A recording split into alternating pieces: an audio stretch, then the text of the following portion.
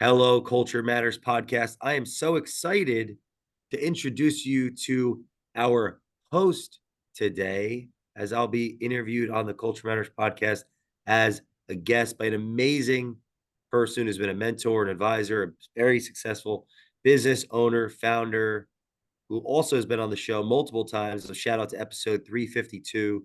The one and only founder of Big Think, Ruth Lee, today is our host. Thanks so much for this. Thanks so much for having me. And I think it's important that we introduce you. So, Jay Doran, who has been such a light in our industry and across other industries, he allows people to really speak truth to what they're going through, as well as looking at the positive in each of us and really working towards that. My quote for the day is about his leadership. Leadership is not about being in charge. It's about taking care of those in your charge. And that comes from Simon Sinek. Thanks. That's amazing. I love All that. right. So I'd like to just go ahead and get right into it. One of the things that I've noticed in being one of the people on your podcast is that I need to know more about Jay. So first, I'd like to just start about what inspired you to start this podcast.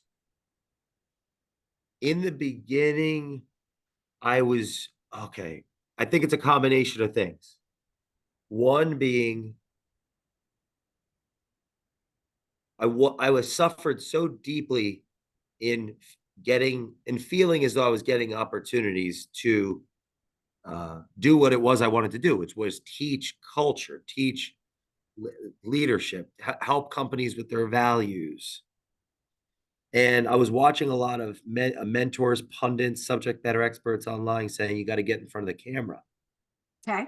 put out videos and content and share your story and so on. And I had been doing that. But what I naturally gravitated towards was turning that away from me and towards another person and leaning in. It was as if I said, okay, I can get the meeting. This was like 7, 8, 9 years Mm-hmm. ago. I can get the meeting with somebody that otherwise wouldn't maybe give me a time or wouldn't take me seriously as a young, rambunctious, feeling as though unqualified and being told I'm unqualified and I'm not allowed in the room, being told that again and again. If I turn it around away from me into the other person, I can act out some of the things that I'd like to teach. I can just do it, and maybe that it would lead to I can get. And then from there, the first value of Culture Matters was give first, intend to help get started today. So I can then have this content edited, like I'll invest into that relationship and give it to the person. So years and years and years ago, I was running around with like a cruddy camera. Like there was originally this guy named Rob, who frankly I don't think he liked me very much. And I did what I could to pay him at his work, his worth at the time, Right, right. what he believed his worth was, to go with me to these different places and interview people. And in the beginning, I wasn't even interviewing. I was coming up with, now I haven't thought of this in a while, topics like reverse engineering topics, almost like a teacher would come up with like a curriculum for a Right. class. And then before we hit record, I'd be like, this is the topic we're going to go over after I did like almost like a volunteer or impromptu free coaching session for whoever the guest was, where I would ask a lot of questions to come up with what their topics and categories would be so that we could film a bunch of videos. And then I would take those videos, the team at the time, at the time, Rob, and then others that came like Isaiah and some others would edit and put them out on the internet, on Facebook and on YouTube. So it was this not I felt credible because I believed I really understood company culture Right. and business. Okay. But I was unable to break through and get the opportunity. So I thought, okay, maybe if I turn the camera around away from me rather, Mm-hmm. and I can lean into people. And as I evolved in it, I realized how bad of a listener I was. And then it became more of a meditation.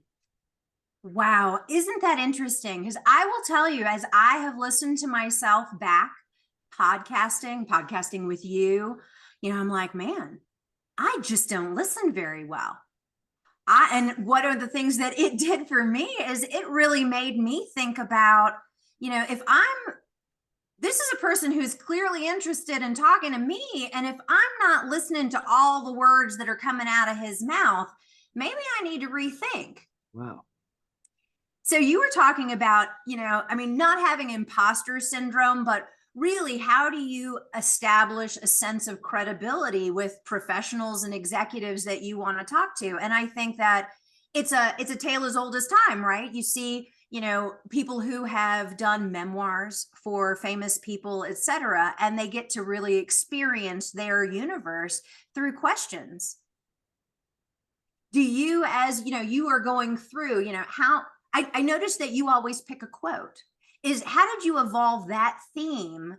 And Hmm. what does it really mean to you to have each of your podcasts anchored with a quote? I think at a deep level, Nietzsche said, "If what he who has not had a father must create one."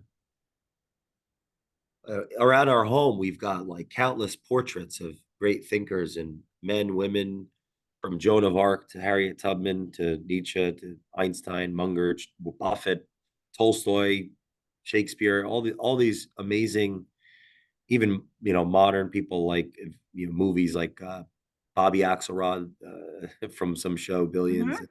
Thomas Shelby, Peaky Blinders, all these figures, Alexander the Great. I get wrapped up in their stories and in their inspiration. What they, I'm thinking of Booker T. Washington and Abraham Lincoln are up on our staircase with Richard Feynman and Alexander the Great, Cleopatra. We have to. That's in the garage. I need to get that up. These people and their stories have inspired me to become something, desire to become something, to become valuable and valued. And the quote is a compressed,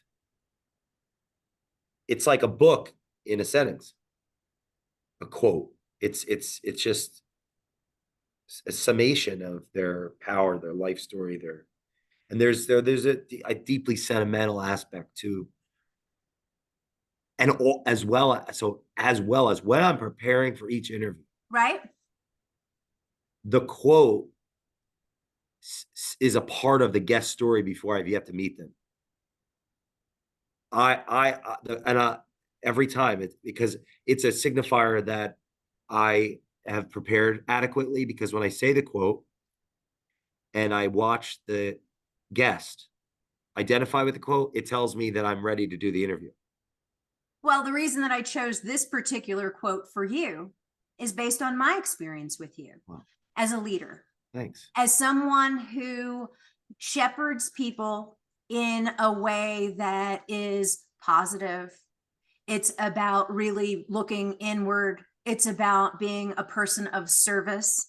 But I also think it's very interesting. One of the things that has really touched me with you has been how very well read you are, and that you are a deep thinker. And so it makes sense to me that you choose something that is a microcosm of someone's wisdom, that snapshot. And, many people have many. Simon Sinek has a lot of those. And so you have this opportunity to take and leverage a moment, a pearl Mm, of wisdom, and then extend that thread through your podcast. And I think it's very powerful. thank you. As you talk with your with people, how do they really respond when you are able to just kind of frame it with something and it gives them that thread? Does it allow the podcasting, especially for someone who's new to it, to have a sense of comfort and a bit of grounding? Yeah, and I think if anyone that's listening that has any desire to be a host and there's a service, it's a service.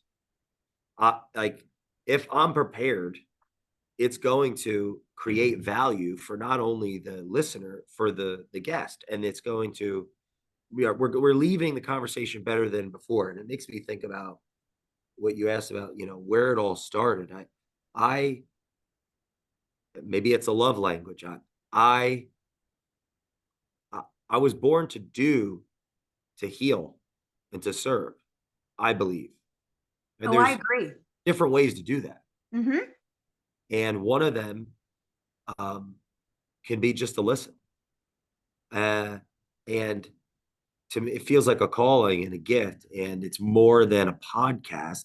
I mean, what is a podcast really? It's two people being present or not, but on a spectrum of presence, and it's living forever in the world. And there's an infinite ways that can be valuable. So, yeah, I'd say that preparation reflects a degree of intention, which is going to help, in combination with curiosity, in combination with humility, like the values that I think I'd like to be living as a executive leader with my team, and as it relates to our customers, those we say in our organization, our client partners. I'm practicing, I'm meditating, I'm practicing the executive leadership that I'm attempting to model and teach with the organizations that we work with and for. So there's multiple, to me, values to sitting down and having a conversation with somebody where I'm very much engaged. Well, and exciting for me in having these conversations, and I love that you call it a meditation, because sometimes I feel as though we are so stuck in the day to day that having a conversation, which quite often what I see with you is it's about your values, it's about the things that matter to you, it's about how you got to where you were, and being able to expose those to other people is really exciting because as you see people who look, and we had a conversation in one of our past ones which was about how'd you become an entrepreneur, and I said, well, it was easy for me, my mom was an entrepreneur. So as you look at the people across the industry and you are emulating, what are some of the most powerful messages that you have received that have impacted your life from the people that you have worked with? Oh, I got one that's right on my forehead from this Love new it. I love it. recently. Shout out to Steve Sims, who was, I think he was on episode 7 or 12, definitely season 1. Early supporter of the show. Met him originally at Brad Lee's office. Shout out to Brad. I think he's episode 49. And then, excuse me, saw him again that same week behind at Mastermind when I was speaking with Barry. Shout out to Barry Habib. Steve Sims came on the show recently. I read his new book in preparation, Start Stupid. And everyone else that I just gave a shout out to that's been on the show relates to this lesson. Right. Steve's old business was putting on experiences where individuals in positions of affluence could say, hey, I want to rent out a museum for this date or romantic evening, and I want Andre Bocelli to sing. And he would make it happen. And in his book, he talks about, he asked the guy in charge of the museum, like, how did I do this? Kind of like abrasively, like it was a Right. moment of reflection. And he's like, well, no one ever asked. No one ever asked.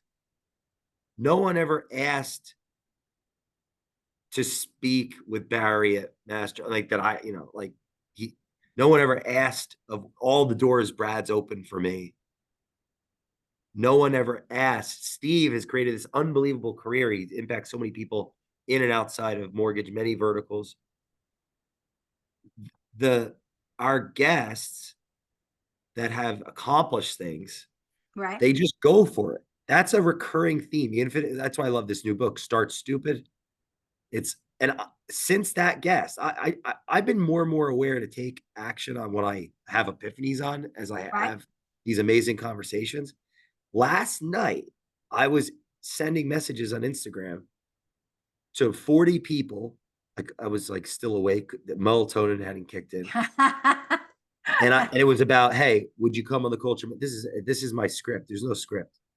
Hey, you want to come on the Culture Matters podcast in 2025? of 40 people that have either been on the show, mostly it was people that have not, like that I normally would not ask because I'd have some kind of, I don't know them, they don't know me. Why would I ask? Like I'm busy. Right. And it's like, hey, you come on the show, and I've already got a handful of people, and at varying degrees of influence. And I don't like to just have like that's not culture, but strangers just, hey, will you come on the show that I want? And I'm starting stupid. That's something I see as a common denominator. People start. People. That's one big lesson. Well, I think as you really unpack something, which I have, as I've been listening to all of your podcasts, is you really unpack a tapestry of the human condition. It's not really about people who are only, they've slayed it and, they've got a jet and they've, are moving in those circles. It's really about a patchwork because that's really who we are. We all have people in our life who are at different places and having different experiences. And all of them, what I see you talking about, all of them have value and they have something to teach. And you tease that out of them. And that has to be such an exciting mission and vision. That's my calling. The purpose of the podcast is uncover the genius of our guest with the goal to make curiosity cool. Right. Because, And, yeah, like and I used to say that in the beginning of every episode because we believe in people read to think, write to develop, listen to hear what is unsaid, and speak to let go. We develop more value for ourselves and others. And the vision is that human culture is open and curious and focused on creating the future. I have written down like but now I usually just say the purpose is to uncover the genius of our guests. Like that is rewarding to me. Mhm. And I want to have people come back to the show so that I can continue to learn with them. It's my culture. I mean, I know all 260 or so guests. It just had a couple new people, so I don't have the tally off the top of my head. Half of them I like. And we're really close. And as Abraham Lincoln said, oh, I don't like that man very much. Let me get to know them better. So the other half, I'll invite back. Like, you know, I want this to be culture. I want it. To me, it's a work. My thesis is being revealed in it versus me because I'm not. I'm still too young. Like I'm still working on being able to speak more clearly. Like my E equals MC squared is not there. My walls are covered in equations. I don't have the equation. So rather than pontificate on what my theory of cultures are, it's like this show is a culture. It's a living, breathing organism of my relationships, people I care about, people that are introduced to me by those I care about, people that I'd like to get to know, people I dislike very deeply that I'd like to get to know better. And that's how it's going to stay. It's not just going to be me trying to meet famous people.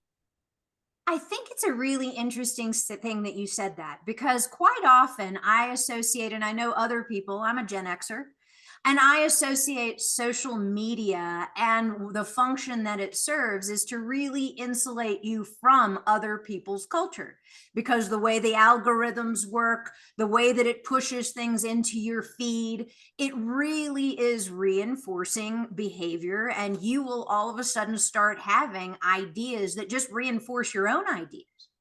And what you were talking about is really expanding your Overton window from just the things that are around you to really a much broader. And I mean, it's challenging to talk with people who you may not like, but really having the opportunity to hear their perspective because you learn from perspective. You don't hone the blade on cotton, you hone it on stone. Wow. I love that. Mm. So as you look at, I think it's really important that people also know what else you do because the podcast is just a piece of what it is that you provide in your career. Talk Yes. a little bit about what you are doing, with all of your other initiatives. The Culture Matters started because I was empowered by a former, definitely a mentor, a business partner. I was the majority of a brand that's still in existence called Fusion Gyms. It was at the time the first $5 gym chain. It's since, innovated and evolved Right. into a different model. And my partner at the time was like, "You run the team meetings." He saw something in me. Mm-hmm. And so, because he's a gifted or speaker and teacher, and I, in that time is very. I mean, this is the beginning of everything. So this means that we're living in the bit. We were living in the first location. It. My American Express credit card started that, and we raised the Many money. do. Yeah, and I'm like, I, I had a lot to learn about business. I couldn't handle the pressure. Where would I go when I couldn't handle the pressure? I'd go to Barnes and Noble. So, because I grew up great, a lot of mentors. One of them, my mother, who saved me from the foster system. She had a lot of books in the house, and one of her brothers was always reading. That books became an information, whether it's physical or audible, helped me survive in my adolescence and as I matured. So I'm like in my early 20s, and I go to Barnes and Noble, yeah, early to mid 20s. And I started, I left home at 18, so I started very, I have a head start in some people as far as how young I started failing. So yeah, I went to Barnes and Noble because I was tasked with doing these meetings, and that's where I go when I'm stressed. I'm looking for answers, and out of my right periphery, this book just caught my eye. It was like blue and white. And I Hmm. remember turning left or right and walking over to and just picked it up. Fairly obscure book, but called Uncontainable. And I opened up the flap, and it was like in 1978. Kip Tyndall opened up the Container Store with the idea to help people get more organized, and he attributed the success of like less attrition than most companies, higher per capita pay, all these amazing things to the 7 principles of the Container Store. And I asked myself, what are our principles? What do we stand for in all this? Right. And excuse me, I ended up, excuse me, I ended up coming up with them, and the philosophies. And it was in those first few meetings. The first one was the first 3 steps. When the customer walks in the door, they get greeted with a warm, hearty hello. The experience starts with a hello and it ends with a goodbye. And between the meeting and me doing that, and recognizing that the team started doing it, and there started being some fruit. Like, people at the time, it was like, here's a water bottle, check in on your Facebook, show people where you're at. That was like a great marketing tactic, but it came at the outcome of the culture, because like the staff had to buy into that idea that the experience started at the front door and ended with goodbye. Like, I had a revelations of like, this is my calling. My fate was never going to be operating a business. It was because before that I had been a consultant, didn't even know I was a consultant. But at that point, I basically, just to make a long story longer, I said, culture matters. Like, this is what I'm going to teach. I have to say that, as you are such a master of this very new technology in comparison to the book. I mean, Cicero said a room without books is like a body without a soul. I love And, that. you have this opportunity, and you always are bringing in that written word, those comments, those quotes that people have brought, and you always are referencing books.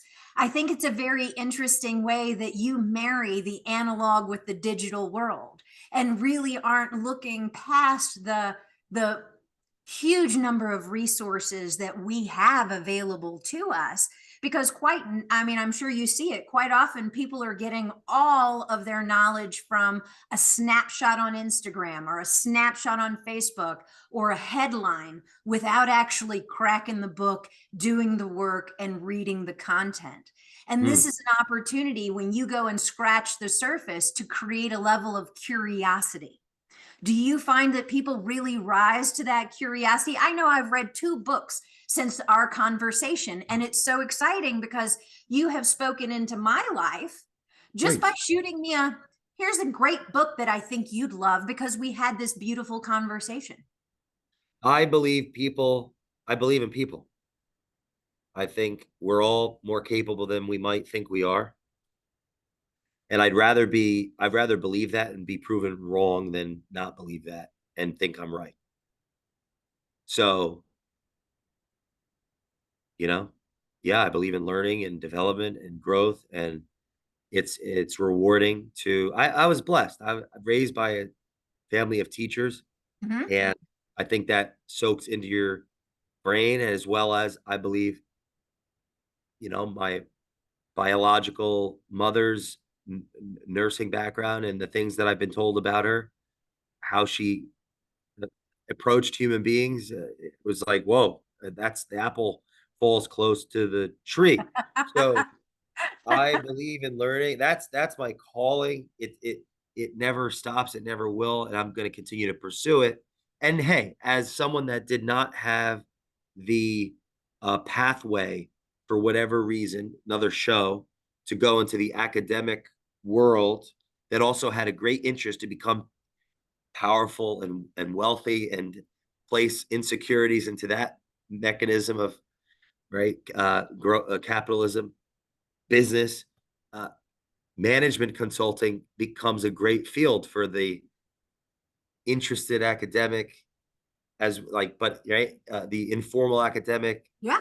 non-operator but very curious passionate business minded person. I've always been very interested in business and creating business and success, the process, enjoying the process rather than the destination. And so working in businesses, starting them, working in them, working with partners, that was all an inevitability. Very young, I wanted to be an entrepreneur. I did not discover my love of learning until my teens, my late teens. Right. And the combination of the two, it's like what I've learned, as far as what we, as a firm, being, we work behind the scenes with organizations in the lower, small businesses. I was Right. about to use like heady term, lower middle market, all that. Small businesses, private companies predominantly, and advise founders and CEOs. Like that's my calling. That's my love language. It's what I've always been and done. It came naturally to me, but I've made myself more valuable by formal learning, informal learning, experience. When you work every day, literally, and you don't do dumb things, because I did enough of that and stopped, your learning curve, it's exponential. And that goes for anybody. Like if you work at, I think Bill Gates said, we overestimate what can be done in a year, and we underestimate what can be done in 10. I've listened to almost 12,000 hours of Audible since Okay. 2015. That helps. 12,000 hours. Talk to me about that because I think that, I was reading about, you mentioned Charlie Munger. Yeah. Oh, I I've like him. talked, and as a Rest in student of the peace. game, because I think that anybody who is in business needs to be a student of the game. And the CEO who says, I already know it, I could have written that book, I could have done this without anyone else's help, seems to be walking a little blind. It is a very inauthentic way of approaching, and I feel as it comes from a place of insecurity often because no one Sure. likes when I was a young CEO, I didn't want to admit weakness. I knew the things. And now that I've gotten older, I think that this happens with anybody who gets a little bit older and more wise. Is that looking and reading is an absolutely. I think Charlie Munger said, I spend the first 4 hours of my day reading. I think it's appropriate that I share this because I don't want to alienate people. I dropped out of my first high school. Okay. I s- I was lost. I was asked to leave my second because of my Wow. attendance. My GPA was 1.9. I'm not proud of this. I'm embarrassed. I don't know. It's part of life. I'm not embarrassing. I just don't know what I'm trying to say. I don't want someone maybe that's thinking, oh, I want people to know my story so they can decide how to take this conversation. I am not proud of that, and uh I am ashamed at some level, but I'm not like, oh, woe is me.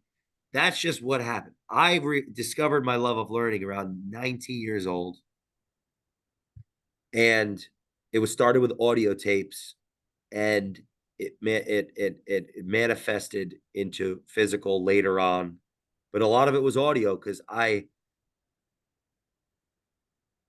was on. I mean, I was in survival mode. I had to. I mean, when you have no place, you don't have food or shelter. You're not well off. You got to like work. So I'm delivering pizzas, listening to Audible. I'm working as a bouncer 4 nights a week in my early 20s, listening to audiobook on the way there or in the club before the music goes on. So I'm pro education. I'm not, but I'm also not. It's not an either or. And there's a time for action, meaning we can't just spend all our time. One of the values that I bring, and I think people like us bring to and firms to operators, is a great CEO's job is to integrate, to communicate, to develop trust, to attract smart, brilliant people in different domains, to attract energy and opportunity and Mhm. resources, relationships, and give the reasons for the organization. Having great people in their cabinet, they're the president, they're the CEO, having great people in their cabinet helps them solve problems. So the sharper that I am, the better questions I can ask, the better insights I can give. And so, but all this has been built out of survival and pain and suffering. And I'm grateful for that in a lot of ways. But I'm doing continued education all the time now. I plan on going to college in my way, as I age. I know that your husband's doing that right now, which is I amazing. know, I So know. anyway, like I'm pro all of it. It's just everybody has a different story. I didn't everybody has a different story. I mean, maybe that's a part too, or you Well, know, and I think that there is a level, and and how much time do we have left? I haven't been counting. let about 5 minutes, just All so right. everyone knows. I'm actually here in a building right now, giving we're volunteering for young kids because I get like it helps me with closure that like maybe one of these kids who does not have. I'm a single parent household, that patriarchal figure. I can be that inspiration to them. It's very deeply uh emotional, right? So Mhm. yeah, I have to go back into that. It's a I just wanted coincidence that we're talking about this, but I wanted to talk for a moment about your nonprofit work as we're kind of wrapping up, because I think that, what you present, and as you were, throwing your net, it is with the purpose of really helping people and helping vulnerable people. Because, whether, all of the education in the world is fantastic, but as you have placed it into practice, which is with empathy and compassion to people who you are looking to just provide an example. It's not about being anything other than you can watch my path and you can see the mistakes that I've made. Wouldn't it be boring if we all just, had a cookie cutter life and, I mean, had I didn't have a very I had a lovely upbringing, but we come from a typical dysfunctional American family. congratulations. Yes, don't we all? And so I'd love for you to talk about your nonprofit work, because I think it's something that, is really special. And is there any way that your listeners can contribute or participate in your mission? Thank you. I feel like I need to share this quote. All right. The roots that go to heaven go all the way down to hell. Wow. But the tree that grows to heaven's roots go all the way down to hell. The tree that grows to heaven's roots go all the way down to hell. So I feel like we're ending this show on a not Jay's nonprofit where I feel like, wow, Jay, I'm a listener. What a this they couldn't have made him better than Jay. It's like I'm an awful human being. No, you're I, not. no, but like this is Thank you. But I just want to make sure everyone understands that. I'm repenting. My life is a repentance. So the tree that grows to heavens, roots go all the way to hell. Culture, I think, trying to eat my own cooking, I think giving is a part of culture. So Yes. as we're growing as a business, my family, that's myself, my wife, we originally made a decision to give from our income. Our team that I shared it with them, the feedback's been unbelievable. Like very excited to get more involved. I'm trying to lead from the front first, where like you growing your business. I'm volunteering a lot of my time in those domains. And then as we grow and we can give more and more and more money, because that's a very important. You have to have skin in the game. Then the team, like I can see our team getting more involved with things, so we could do things together. Because I think giving is a part of culture. We have company help companies with culture. That's part of it. We have to Mhm. do it. So there's that aspect. Specifically to North 10th, the Lenfest Foundation. One of my mentors had to be almost 7 years ago. Met him on the streets of Philadelphia. Just this unbelievable, brilliant individual, man, that I would follow on Facebook. Like I moved to Philly in 2016, right? So I didn't know to 15 going into 16. Yeah. Didn't know anybody other than Jen Groover, who's been on the show, and Gino Steak's son. It's only two people I knew in Philly. He's a great guy. And so I started adding people, friends on Facebook. I had like a lot of people on Facebook. And one of them was this guy, Chase, who would always put up these videos of him dancing like in these festivals or whatever. Like, and I'm addicted to Facebook like anybody else. It's like, this is a really interesting guy and looks really successful. I could learn something from him. One day I'm walking in Philadelphia and literally, I see this, I never met him, on Right. crutches. And I'm like, I know you. You're Chase. I'm Jay Doran, the culture man. Like I was like on another level of caffeine that day. And we became instantly friends for life. And culture matters. Before we were in any way successful from a monetary standpoint, we were investing time. I interviewed all these young kids at a different nonprofit called Year Up, and we donated them the production footage. It was like some way we could give. Because remember, the values of the company, trying to live the values of the company as we're building the business. Right. And that helps me stay up when I feel like defeated and like, how can I even? I'm not a good business person. And like, I need to stay up and try to keep pushing this thing. And so what happened was we ended up on a panel together because it was just the way the world works. Um, or I had seen a post from the manager of that business. And yes, this Chase was participating in it. And we both ended up on a panel together and became very close. And the closer I became in friendship to Chase, his example, like the way that he would be with the children, and I was like, wow, this is real. Because the circles that I'm in, capitalists a lot of the time are like nonprofits is BS because like what do people do Right. with the money and does anybody really give a crap? Tax write-offs. So once it became public, I was like, that's something I would get behind because I believe in the person. So just in a short, it involves young children that otherwise wouldn't have a place to go after school, have mentorship, community, love, and safety. Young adults, workforce development, getting job opportunities. There's also a community backbone where we're investing in different parts of the community. Just bought in the last handful of years, a very renowned, awful hotel that was like became a prostitution ring. It was bought, torn down, and built 47 affordable homes. There's a new health center we're building. That was an old ski rink that's doing a memorial on that. So I love the vision. Josh Claris, the executive director, Nikki Bagby, chief of external affairs. They're amazing people. And yeah, I mean, if I'm giving any feedback to people that want to give in their life, Right. you, I do it for me first. Then it's who am I doing it with? Do I believe in it? It's in that order. That's a simplification. And I would just advise if you're not in a season of giving, keep taking. Take as much as you can. Keep taking. Take, take. And the world will force you to give. So, like, if none of this resonates with any of the listeners, just keep taking. That So would be keep my advice creates to a them. vacuum.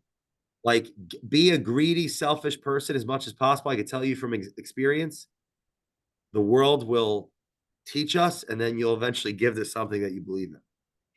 I want to just end on something that, because you obviously don't, I mean, you look at other people, you amplify them, you talk about their traits and what is special about them, and you clearly don't love having people do the same to you, because I you're struggle more, with it. you sit there and I've watched you do it for this hour where you're like kind of wriggling, where I don't necessarily love the light necessarily right on my face.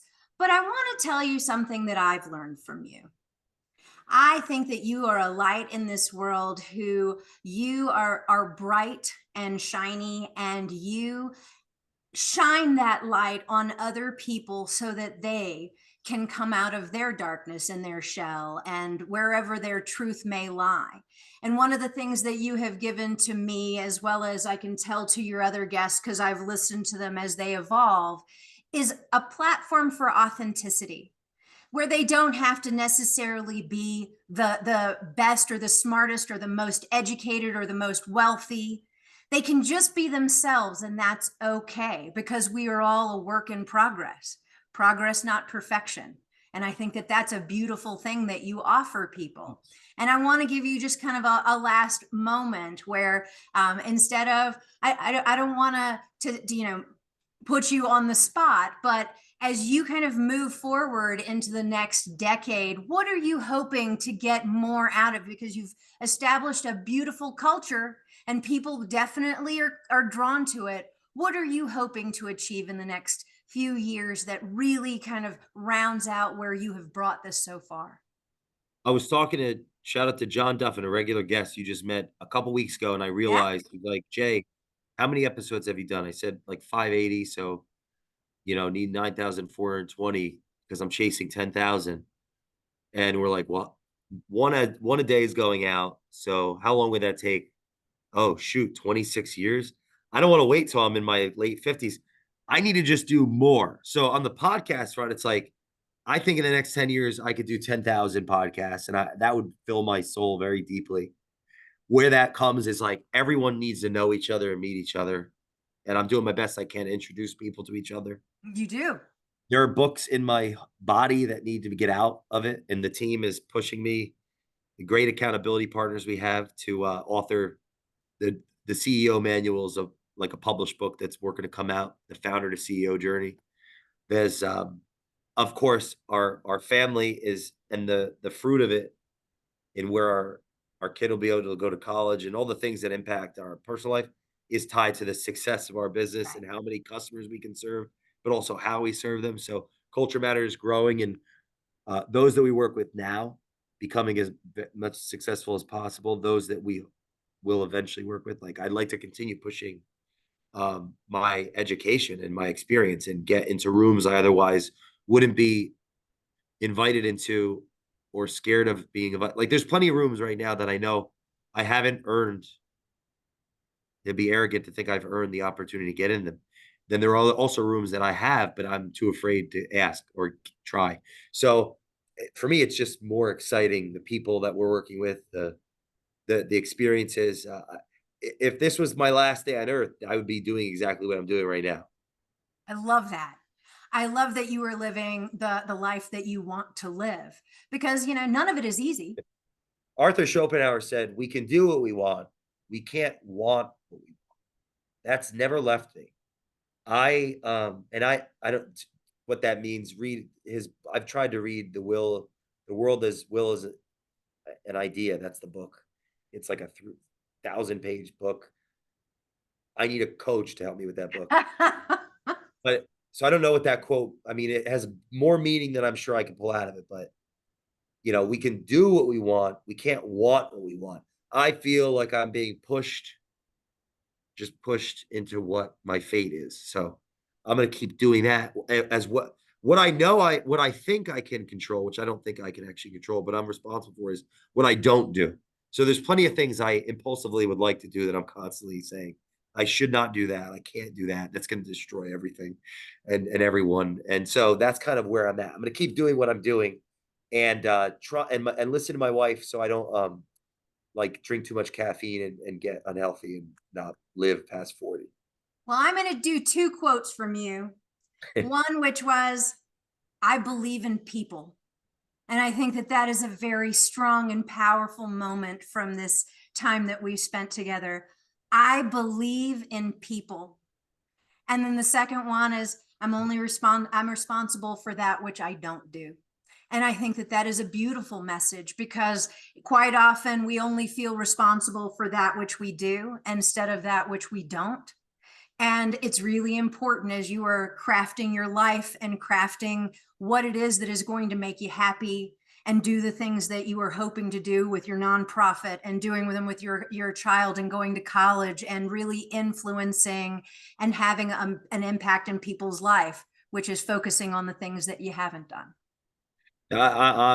Thank you so much for those quotes, because I'm going to save them. And I should say, anyone that has a heart for that, shoot me a text, 267-885-6418, and I'll make sure that it's not a waste of time for you or out of alignment with your character. I would say, don't get involved in anything I'm about unless we have a conversation.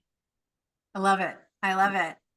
Well, thank you so much for today. I really appreciate your time and, having the opportunity to turn the camera back on you. Yeah, it's amazing. This was so fun, because you always seem like this mystery man who is always asking the questions, and I got to ask some questions today. It was awesome.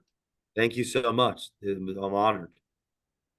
Really appreciate it. Thank you all for listening to the Culture Matters podcast, and we will see you next time.